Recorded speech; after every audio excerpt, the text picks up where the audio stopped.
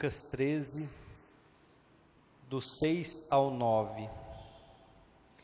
E dizia esta parábola: um certo homem tinha uma figueira plantada na sua vinha.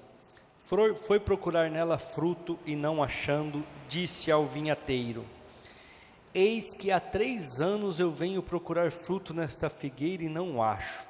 Corta, porque ela ocupa ainda a terra inutilmente? E respondendo ele, disse-lhe: Senhor, deixa mais este ano, até que eu escave e a esterque, e se der fruto, ficará, se não, depois mandarás cortar. Amém? Glória a Deus. Igreja, Jesus, ele está contando uma parábola, ele está ensinando as pessoas no monte, e ele fala assim: existia uma pessoa que tinha uma vinha, e nessa vinha tinha lá plantada uma figueira, e essa pessoa todo ano ia lá no tempo certo, na hora própria, para colher o fruto, e não tinha nada lá, e isso aconteceu por 3 anos. Se nós pararmos para analisar, tem o tempo de crescimento, tem o tempo de amadurecimento, todas essas coisas. Ele foi 3 anos depois de todo esse tempo, vamos falar que demorou 10 anos para essa figueira ficar no ponto de dar frutos. E não tinha fruto, por 3 anos seguidos. Então ele chega para a pessoa que cuidava do jardim e fala assim: essa figueira ocupa um espaço inutilmente, porque ela não dá fruto. Corta, arranca fora, joga fora isso daí, joga para o fogo. Mas a Bíblia fala que aquele homem intercede por aquela figueira. Ele fala: deixa mais esse ano, nós vamos escavar, vamos adubar, vamos regar, e vamos esperar ainda mais um ano. Se no ano que vem, na época do fruto, no momento de que ela tem que florescer, não tiver fruto, aí você pode falar para cortar, que nós vamos cortar. Igreja, quando Jesus estava falando isso, ele estava falando de pessoas, ele estava falando de vidas, que ele espera frutos de nós. Ele espera que nós frutifiquemos, ele espera que nós façamos algo. E muitas vezes ele vem ano após ano procurar o fruto nas nossas vidas e não tem. Muitas vezes, anos após anos, ele vem nas nossas vidas e o que existe nas nossas vidas são só folhas. Por que aquele homem ia naquela figueira procurar fruto? Primeiro, porque era a estação de dar fruto. Segundo, com certeza as folhagens e o aspecto daquela árvore era folhagens e aspectos de uma árvore que tem frutos. Só que a hora que ele chegava lá e procurava, não tinha nada, só tinha folhas. E muitas vezes nas nossas vidas não tem sido diferente. Muitas vezes nas nossas vidas tem sido igual essa parábola que ele conta da figueira. Ele criou o mundo, e por mais que muitas vezes nós menosprezamos isso, nós temos o oxigênio à nossa disposição, as árvores fazendo fotossíntese, nós temos tudo que nos mantém vivos, nós temos tudo aquilo que é necessário para estarmos vivos, ou seja, ele criou todo o ambiente para que nós pudéssemos estar vivos, e nós não conseguimos dar frutos. Aí ele vem para ver o que a gente fez, só existem folhas. O que muitas vezes representa as folhas nas nossas vidas, igreja? Palavras. Igreja, quantas pessoas vivem fazendo promessas para Deus? Quantas pessoas vivem só de palavras, vivem só de promessas, vivem só de fazer compromissos, mas não honra nada, nunca dá fruto. É sempre uma promessa em cima da outra. mas o fruto nunca aparece. É só folhas, é só promessas, não tem ação, não tem o fruto. Por quê? Porque a pessoa só faz promessas. Não, esse ano eu vou mudar, eu vou fazer diferente, eu vou falar. O ano que vem, Deus vem para ver se o fruto foi gerado, se aquilo foi feito, a pessoa está do mesmo jeito. Eu já até falei aqui algumas vezes, já preguei algumas vezes, tem vidas, tem pessoas, tem famílias que parecem uma fotografia. Você olha ela hoje, você olha daqui 5 anos, é a mesma coisa, os mesmos problemas, as mesmas lamentações, as mesmas murmurações, porque ela não passa de fase. São pessoas igual esta figueira, que Deus vem, procura frutos e não acha. Deus vem no outro ano, procura de novo e não acha. Por quê? Porque ela vive de promessas, ela vive do eu vou fazer, quando isso acontecer eu faço, quando aquilo der certo eu faço, mas aí isso acontece, aquilo dá certo e nunca faz nada. Por quê? Porque é uma árvore que não dá fruto, é uma árvore seca, uma árvore infrutífera, como no texto que fala aqui em cima para mim, aqui na minha, como chama aqui, meu Deus do céu, eu vou lembrar como chama isso aqui, mas está assim, ó, a parábola da figueira estéril. O que é uma pessoa estéril? Que não gera nada. O título, a Simone me ajudou lá, o meu título é figueira estéril, ou seja, não dá fruto, não traz nada de bom, ela sempre está ali, sempre os mesmos problemas, sempre as mesmas dificuldades, mas nunca gera nada, nunca faz nada, nunca prospera. Por quê? Porque é estéril, só tem folhas. Vamos ler o que está escrito em Mateus capítulo 7, verso 21 ao 24. Mateus 7, do 21 ao 24. Nem todo que me diz Senhor, Senhor entrará no reino dos céus, mas aquele que faz a vontade de meu Pai que está nos céus. Muitos me dirão naquele dia, Senhor, Senhor, não profetizamos nós em teu nome? Em teu nome não expulsamos demônios e em teu nome não fizemos muitas maravilhas? Então lhes direi abertamente, nunca vos conheci. Apartai-vos de mim, vós que praticam a iniquidade. Isso é o que acontece muitas vezes com as nossas vidas. Igreja, se nós estamos no mundo, é porque Deus tem algum propósito para a nossa vida. Eu já cansei de falar isso. E não adianta falar para mim que não tem. Não adianta, porque eu vou falar, legal, você não tem? Tudo bem. Só que a hora que você chegar diante de Jesus, Ele vai falar assim, está vendo aquele ali, ó? Eu dei 5 talentos para eles, ele fez 10, é assim ou não é? Está vendo aquele outro ali, ó? Eu dei 2 talentos para ele fez 4, eu te dei 1 talento, por que você não fez nada? Eu tive medo, escondi, porque eu sabia que você ia pedir, e eu tive medo de perder. Servo mau, servo negligente, arranca dele até o que tem e dá para o que fez 10, porque aquele que tem e não faz, até o que tem lhe será tirado, e o que resta para você, que não fez nada, é o fogo. Para mim é fácil falar, eu quero ver a hora que estiver diante do Senhor, eu quero ver a hora que estiver diante do dono da vinha. Daqui a pouco nós vamos ler, mas eu quero ver falar algo e justificar a sua esterilidade diante daquele que tem um machado, porque nós vamos ler daqui a pouco, ele tem um machado na mão, e ele pode arrancar. Igreja, eu não sei em que área Jesus quer que você dê fruto. Eu não sei o que Jesus tem procurado na sua vida, mas você com certeza sabe.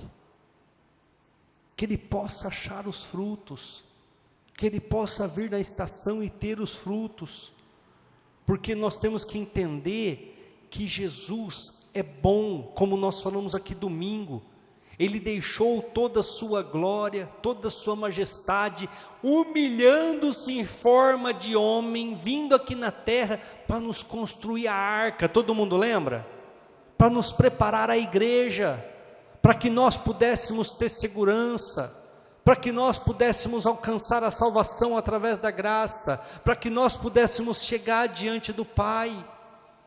Só que nós não podemos esquecer da severidade. Domingo também falei. Vai chegar um momento que a porta da arca será fechada. E depois que fechar a porta da arca, esquece, não tem mais o que fazer. Vamos ler Lucas, capítulo 3, versículo 8 e 9. Lucas 3, 8 e 9. Produzi, pois, frutos dignos de arrependimento, e não comeceis a dizer em vós mesmos: temos Abraão por pai, porque eu vos digo que até destas pedras pode Deus suscitar filhos a Abraão. E também já está posto o machado à raiz das árvores. Toda árvore, pois, que não dá bom fruto, é cortada e lançada no fogo. Jesus estava tendo uma discussão com os sacerdotes. E os sacerdotes daquela época, eles se gabavam por terem a linhagem real de Abraão. Então eles diziam: eu sou filho de Abraão. E Jesus falou assim para eles: até essas pedras aqui, ó, se Deus quiser, transforma em filhos de Abraão. Título não salva ninguém. Título não traz nenhum benefício. É isso que ele está falando nos 2 versículos.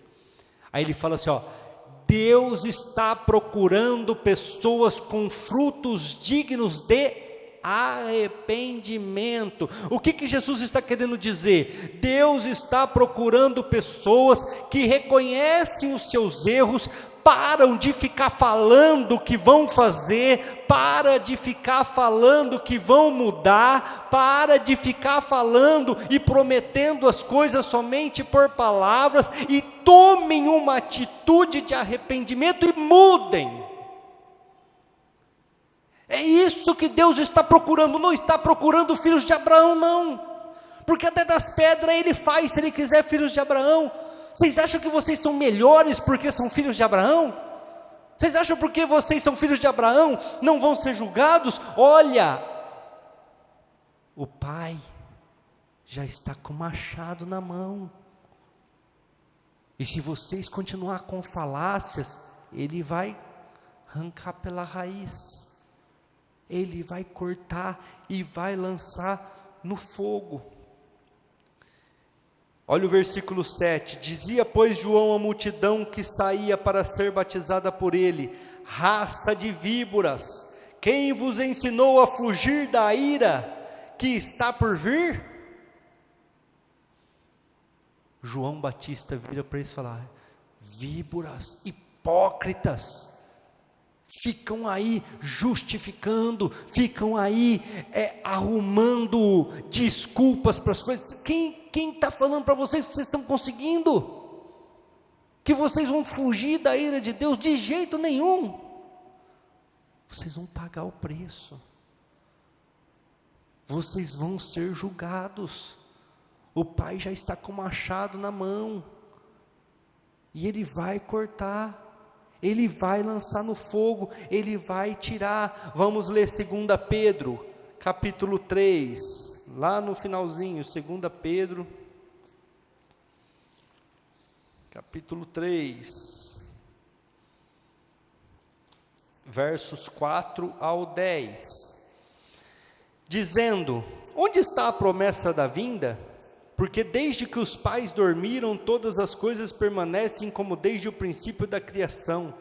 Eles voluntariamente ignoram isto, que pela palavra de Deus, já desde a antiguidade, existiram céus e terra, que foi tirada da água e no meio da água subsiste, pelas quais coisas pereceu o mundo de então, coberto com águas do dilúvio, mas os céus e a terra, que agora existem pela mesma palavra, se reservam como tesouro e se guardam para o fogo, até o dia do juízo e da perdição dos homens ímpios. Mas, amados, não ignoreis uma coisa, que um dia para o Senhor é como 1000 anos, e 1000 anos como um dia. O Senhor não retarda a sua promessa, ainda que alguns a tenham por tardia, mas é longânimo para convosco, não querendo que alguns se percam, senão que todos venham a arrepender-se. Mas o dia do Senhor virá como um ladrão de noite, no qual os céus passarão como um grande estrondo, os elementos ardendo se desfarão, e a terra e as obras que nela há se queimarão. Igreja, Pedro está falando assim, ó, não é porque Deus está demorando para fazer que Ele não vai fazer. Ele está esperando que mais pessoas se arrependam. Ele está esperando que mais pessoas entrem na arca. Ele está esperando que mais pessoas deem os seus frutos. Ele está esperando, como nós lemos lá no capítulo de Lucas, que nós lemos lá, ele está estercando, ele está regando, ele quer que a pessoa produza, ele quer, mas vai chegar um momento, como num abrir e fechar de olhos, que todas as coisas queimarão. Por quê? Porque ele fala assim, ó, a terra veio da água e depois subsistiu da água. Por quê? Quando Deus chega aqui, a Bíblia fala que a terra era sem forma e vazia, e Ele teve que fazer separação entre a terra e a água, porque acredita-se que a terra estava inundada, e depois, mais uma vez, a terra é inundada por causa do dilúvio, e mais uma vez, Ele tira as águas para que nós pudéssemos viver na terra, para que nós pudéssemos estar aqui. Só que Ele fala, só que agora não é mais água, agora a terra está reservada para o fogo eterno. Eu não sei se a Simone vai lembrar, mas há uns anos atrás, já fazem anos isso, e bastante anos até, ela sonhou, e eu acredito que é o fim dos tempos, que as pessoas iam correndo e vinham bolas de fogo do céu e consumia elas. Ia caindo bolas de fogo do céu e consumindo as pessoas. Igreja, e isso eu falo que é um sonho do fim dos tempos, porque a Bíblia fala que o celestial, as estrelas cairão sobre a terra, elas cairão sobre este lugar. Então vai chegar um momento que vai ser bem desse jeito. Aqui no versículo 10 mesmo ele fala, ó, os elementos arderão e se desfarão. Ou seja, tudo aquilo que nós entendemos será consumido pelo fogo. E muitas vezes nós estamos aí, prometendo e não cumprindo, dizendo e não fazendo, falando que somos, mas demonstrando outras coisas. Precisamos entender, igreja, que a qualquer momento essas coisas vão acontecer. Vamos ler Romanos capítulo 11, volte um pouquinho aí comigo.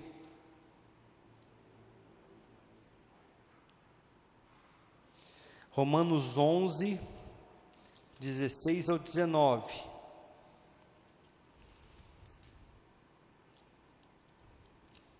Romanos 11, 16 ao 19.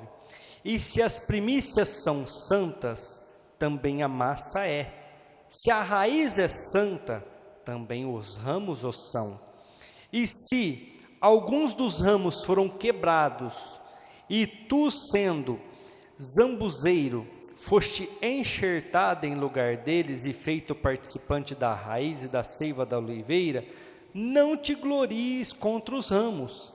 E se contra ele te gloriares, não és tu que sustenta a raiz, mas a raiz que sustenta a ti. Dirás, pois, os ramos foram quebrados para que eu fosse enxertado. Está bem, pela sua incredulidade foram quebrados, e tu estás em pé pela fé. Então, não te ensoberbeças, mas teme. A raiz é Cristo. Os ramos são os judeus, o povo judeu. Só que eles não aceitaram Jesus. A Bíblia fala assim, ó, eu vim para o que era meu e os meus não me receberam. Então todos quantos me receberam, eu dei-lhes o direito de serem chamados filhos de Deus.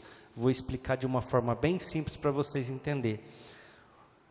O tronco é Jesus.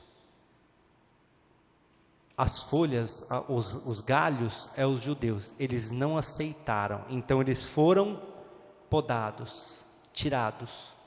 E nós que aceitamos, tivemos o direito de serem chamados filhos de Deus. Então nós fomos, como está escrito ali em Romanos 11, enxertados. Nós somos colocados na raiz, mas não somos nós que sustentamos a raiz, mas a raiz que nos sustenta.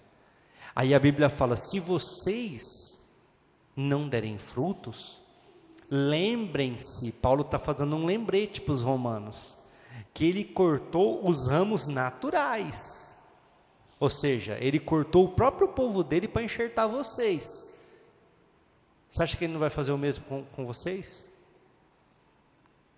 Paulo está falando assim, ó, se vocês começarem a se achar e brincarem com Deus, com Jesus, vocês também serão arrancados, porque ele não poupou os ramos naturais, ele cortou para que você fosse enxertado. Igreja, esse tem sido o problema da nossa igreja hoje e da igreja da América Latina.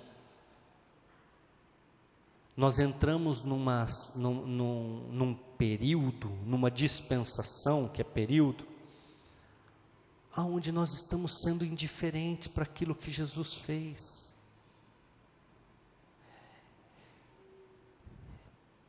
Eu vou falar de uma coisa que eu convivi.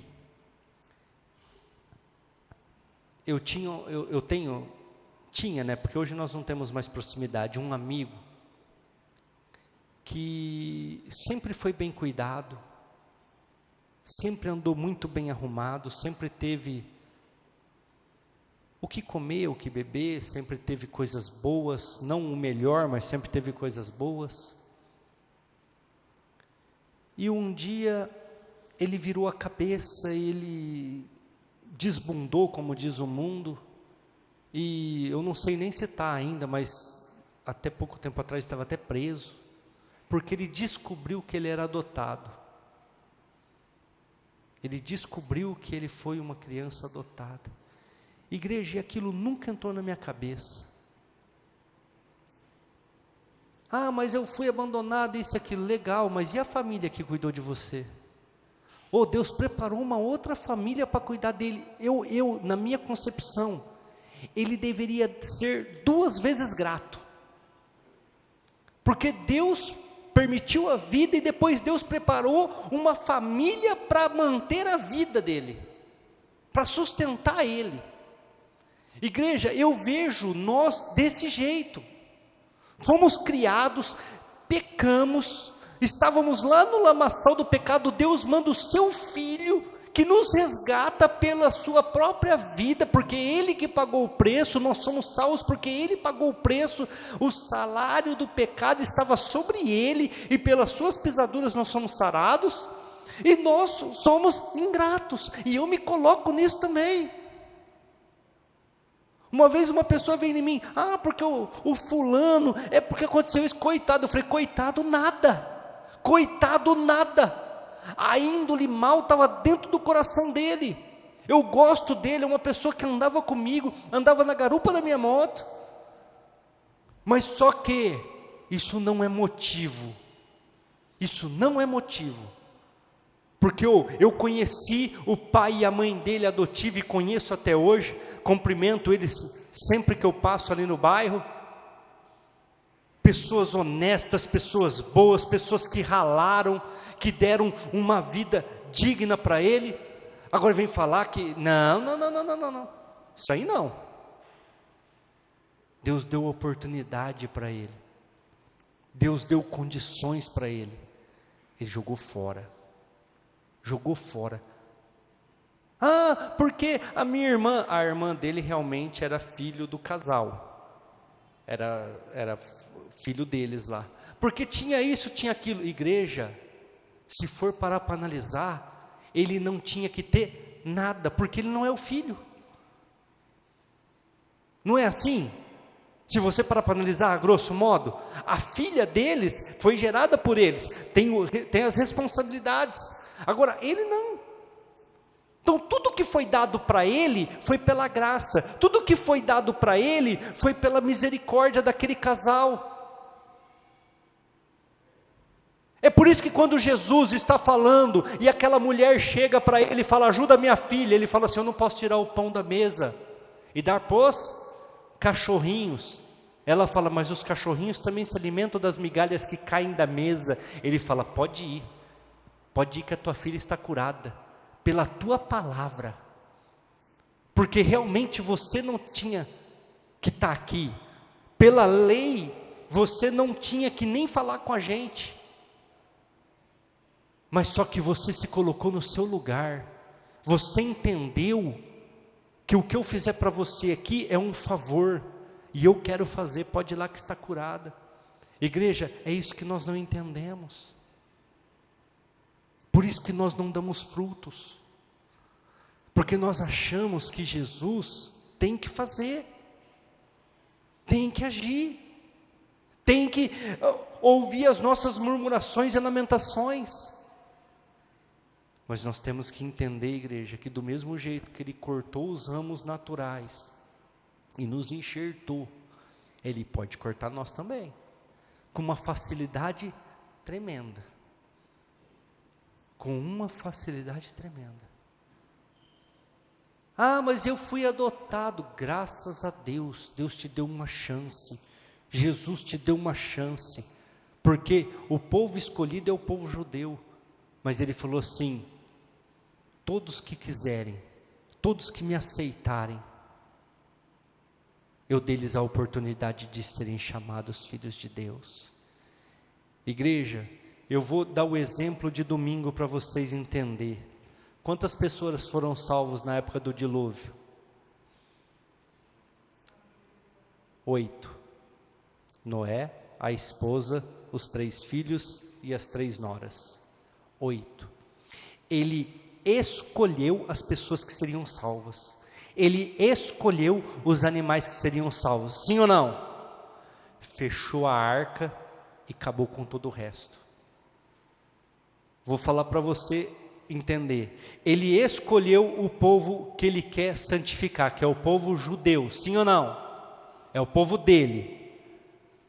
Assim como Ele escolheu Noé lá na arca.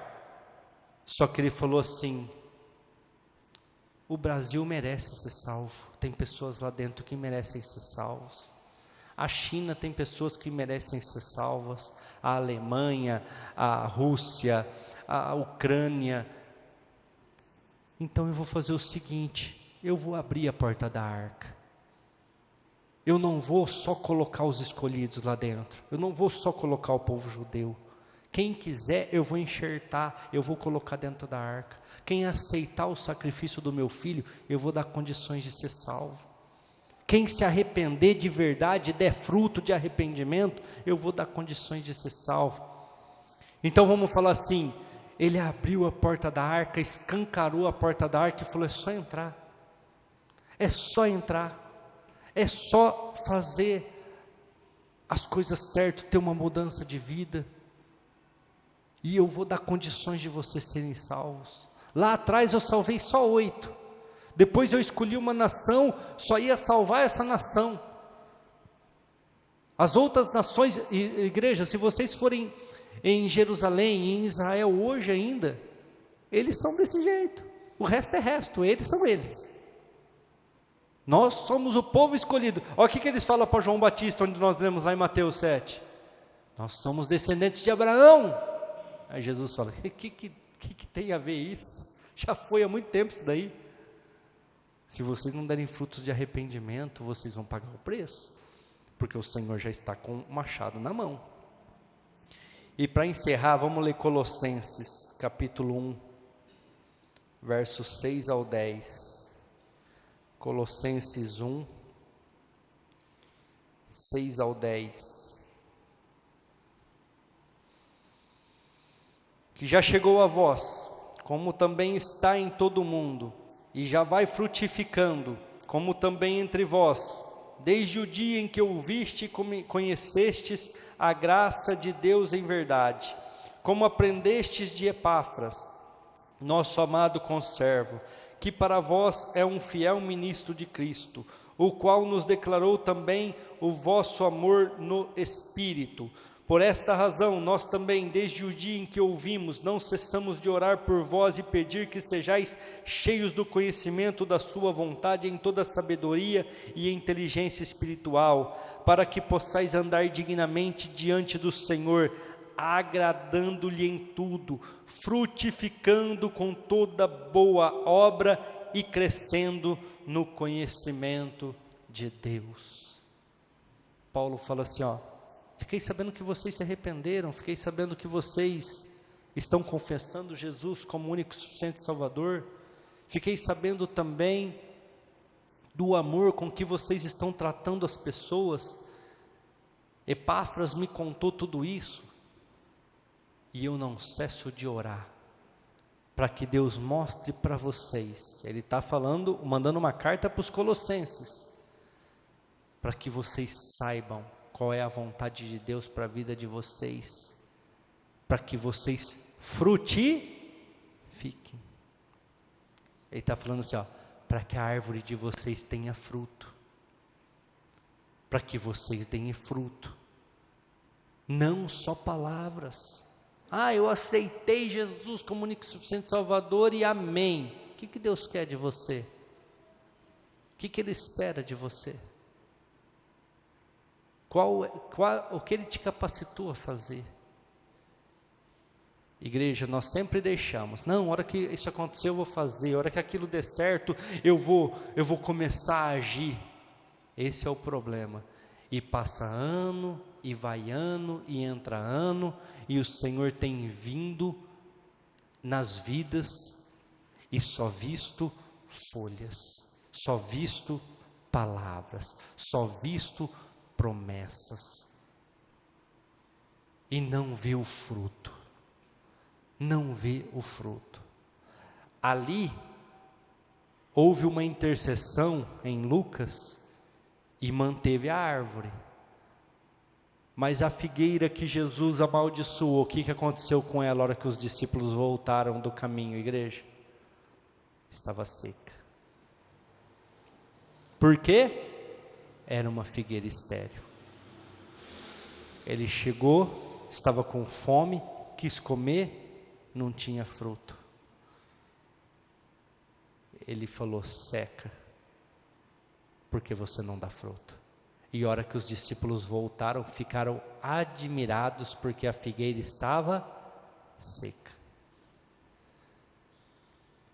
Igreja, nós aceitamos Jesus, somos pessoas teoricamente renovadas. Falo teoricamente porque existem hipocrisia no meio da igreja, e Jesus muitas vezes envia pessoas, Jesus muitas vezes envia necessitados, Jesus muitas vezes envia servos, servas para colher frutos na tua vida, para colher uma palavra, para colher um aconselhamento, para colher um abraço, para colher, sei lá, seja um prato de arroz e feijão, seja um copo de água gelada, e chegam diante de você e não tem nada, não tem fruto, só tem reclamação, só tem murmuração, só tem desespero.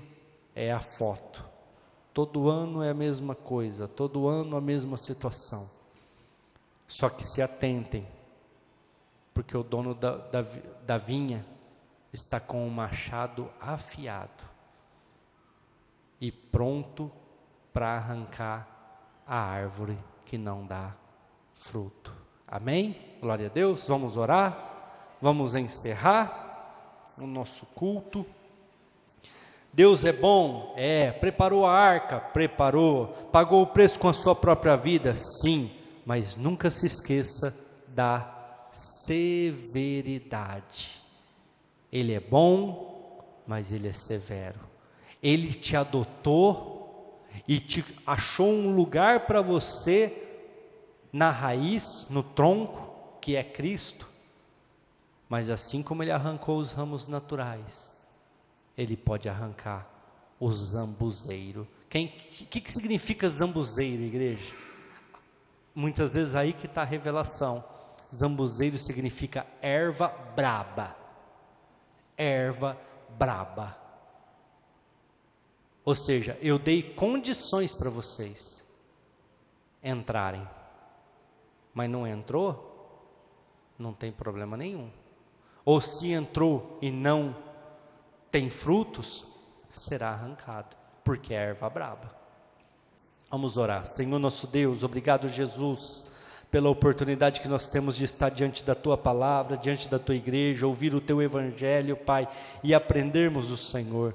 Ó Deus, que nós não sejamos erva braba, Pai, que nós não sejamos pessoas, Senhor, ingratas diante de Ti, que nós possamos se sentir como pessoas, Pai, 2 vezes agraciadas, 2 vezes abençoadas, porque o Senhor nos deu o dom da vida, e depois o Senhor nos adotou, depois o Senhor nos trouxe de volta, através do sangue do Teu Filho, que foi derramado naquela cruz. Por isso, nesta noite, Pai, traga nos corações das pessoas aqui nesta noite, aquilo que o Senhor espera de cada um, o que o Senhor espera de mim, o que o Senhor espera da Simone, o que o Senhor espera de cada um aqui representado, Pai, o que o Senhor espera de frutos das nossas vidas, e que nós possamos ser pessoas, Pai, obedientes, que nós possamos ser pessoas, Pai, gratas diante de Ti, e que nós possamos dar os frutos, que as pessoas possam vir até nós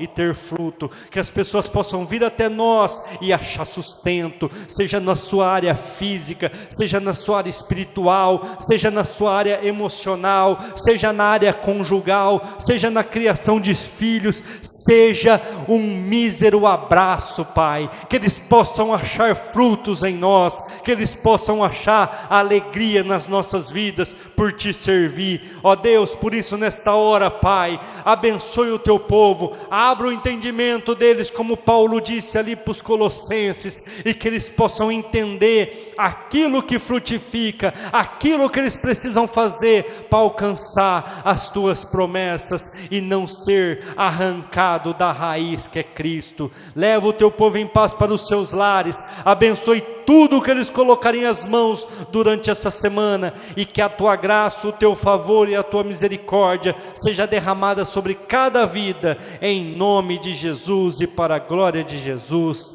Amém e amém. Graças a Deus. Deus abençoe a igreja. Aplauda ao Senhor.